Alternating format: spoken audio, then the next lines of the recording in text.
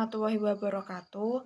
Saya moderator dari kelompok 4 bernama Valentina Alfimolia ingin mempresentasikan video presentasi yang berjudul Ikhlas sebagai konsep Islam terhadap kehidupan berkeluarga yang ideal di era revolusi.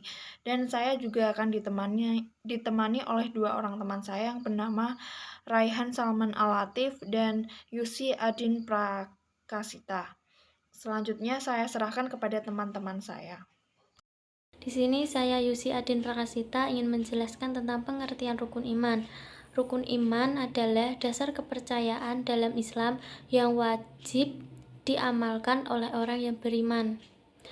Kata rukun memiliki arti dasar atau pokok yang harus dikerjakan, sementara iman bermakna yakin atau percaya. Sebagai umat Islam, wajib memahami dan mengamalkan tiap-tiap rukun iman di dalam kehidupan sehari-hari. Rukun iman ada 6. Yang pertama, iman kepada Allah. Yang kedua, iman pada malaikat. Yang ketiga, iman kepada kitab. Yang keempat, iman kepada Rasul. Yang kelima, iman kepada hari kiamat. Dan yang keenam, iman kepada qadha dan qadar. Yang pertama, iman kepada Allah. Iman kepada Allah yaitu mempercayai bahwa Allah itu ada atau wujud. Artinya setiap muslim wajib mempercayai adanya Allah walaupun belum pernah melihat wujudnya, mendengar suaranya, bahkan menyentuhnya. Terdapat beberapa nilai keyakinan adanya Allah. Yang pertama, mendatangkan perasaan aman dan terlindungi. Yang kedua, mendorong kita untuk selalu melakukan hal positif. Yang ketiga, mencegah persoalan yang membahayakan diri. Dan yang kedua, iman kepada malaikat Allah. Iman kepada malaikat Allah yaitu makhluk Allah yang diciptakan dari cahaya, tidak makan dan tidak minum, dan tidak memiliki nafsu seperti manusia. Malaikat merupakan makhluk Allah yang taat kepadanya dan tidak pernah membangkang kepadanya. Beriman kepada malaikat Allah berarti kita meyakini bahwa ada seorang hamba Allah yang ditugaskan secara khusus sebagai makhluk pilihan. Orang yang beriman kepada malaikat Allah pasti akan berhati-hati di dalam melakukan pekerjaan, karena selalu mengingat bahwa ada malaikat yang selalu mengikutinya. Dan yang ketiga, kita membahas iman kepada kitab Allah.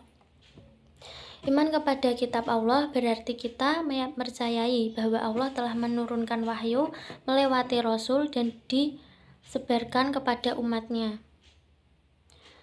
Kita sebagai umat Islam mempercayai Al-Quran. Al-Quran adalah sebagai pedoman hidup bagi semua orang, tidak terkecuali orang yang non-Islam. Dan yang keempat, kita mempercayai iman kepada Rasul. Iman pada Rasul berarti meyakini bahwa Rasul itu benar-benar utusan Allah yang ditugaskan untuk membimbing umatnya ke jalan yang benar. Dan yang kelima, iman kepada hari akhir. Hari kiamat adalah hari di mana semua isi bumi dan alam semesta akan rusak semuanya. Dan yang keenam, iman kepada qadha dan qadar merupakan salah satu rukun iman yang wajib untuk diyakini dengan penuh oleh segala umat. Sebagaimana diriwayatkan dalam hadis Umar ibnu Al-Khattab bahwa Rasulullah ditanya oleh seorang laki-laki yaitu malaikat yang menyerupai manusia. Cukup penjelasan dari saya. Selanjutnya akan dibacakan oleh Raihan Salman Al-Latif.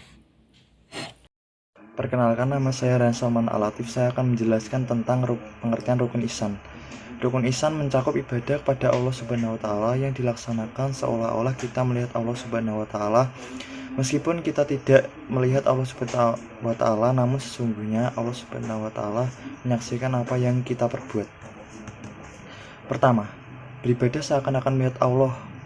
Makna dari kalimat seakan-akan melihat Allah adalah beribadahlah dengan keilmuan. Semakin dalam ilmu kita tentang Allah, maka kita beribadah pada Allah seakan-akan melihat Allah Subhanahu wa Ta'ala.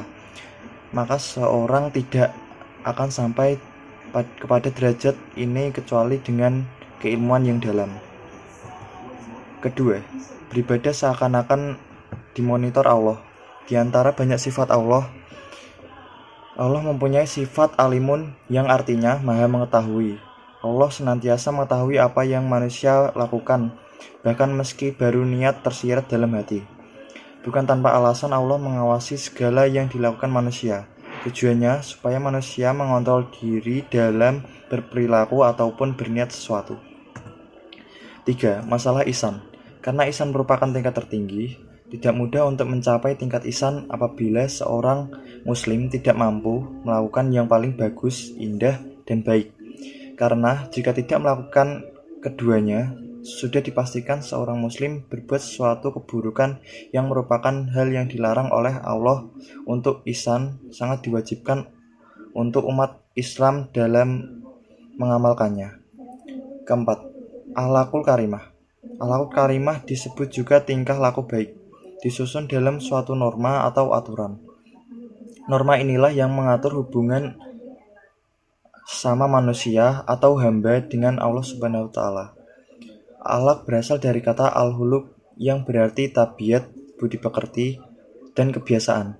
Secara istilah, akhlak berarti sesuatu yang melekat pada jiwa manusia yang daripadanya lah lahir perbuatan.